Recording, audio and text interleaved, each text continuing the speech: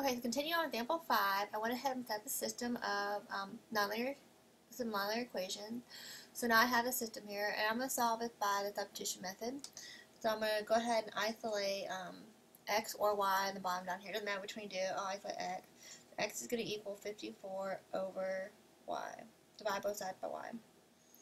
Now I'm going to take this value and put it into x here. So I get 2 times 54 over y plus 3y equals 36. So I get 108 over y plus 3y equals 36. And I want to solve this equation. Now to get rid of the fraction equation, I'm going to multiply both sides by y. Y times this, and this. So I end up getting 108 plus 3y squared equals 36y. So I'm going to go ahead and put this in order. I'm going to go ahead and subtract 36y from both sides. Plus 108 equals 0 out of secondary equation.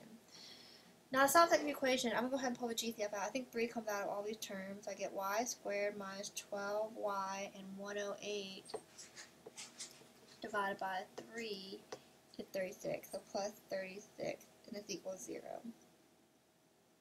So I get 3 times y minus 6, and then y minus 6. So y must equal 6.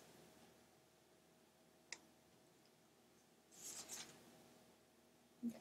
So now I'm going to find x when y equals 6. So x equals 54 over 6, so x equals 9. Okay. So the dimensions of the enclosure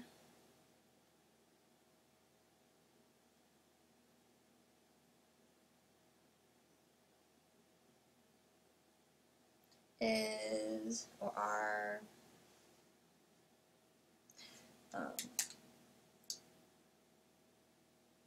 9 yards by 6 yards.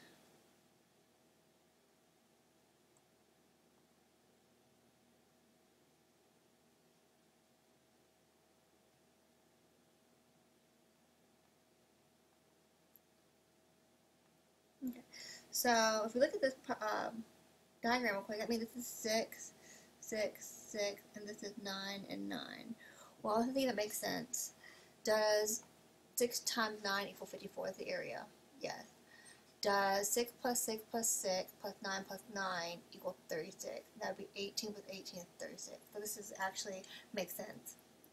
Now the next problem you do on your own, I went ahead and did it anyway, but on your own, find the length and width of a rectangle with perimeter is 20 feet and area is 21 square feet. And if I were you, I would go ahead and draw a little rectangle here, and call this X and Y, or vice versa, and figure that out. So go ahead and pause the video and then start it back up when you finish and check the answer. Okay, so here's the answer. I went ahead and drew the rectangle, and the perimeter is going to be x plus y plus x plus y, which is right here, or you could do 2 times x plus 2 times y as the perimeter formula. Either way, you'll get the perimeter. It's going to equal 20, and the area is going to be x times y equals 21. So I went ahead and used the substitution method, and got x by itself, put it into the other equation. So I ended up getting this right here, and then I want to get rid of y, so I multiply both sides by y. That gives me 42 plus 2y squared equals 20y.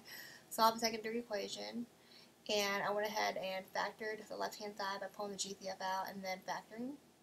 I got 2 values for y. I got y equals 7 or 3. So I tried to find x when y is 7, and I got x to be 3. And then to find y, or to find, x when y is 3, I got x to be 7. So some students are like, what happened there? Well, basically your dimensions are 3 by 7 or 3 by 7. It's however you look at that rectangle. But dimensions are 7 feet by 3 feet. Okay? That's the end of this section. So if you have any questions, make sure you email me or ask me in class. And then you can go ahead and get started on your assignment if you're in my online class. Or if you're in class, we'll go ahead and look at some other problems in class.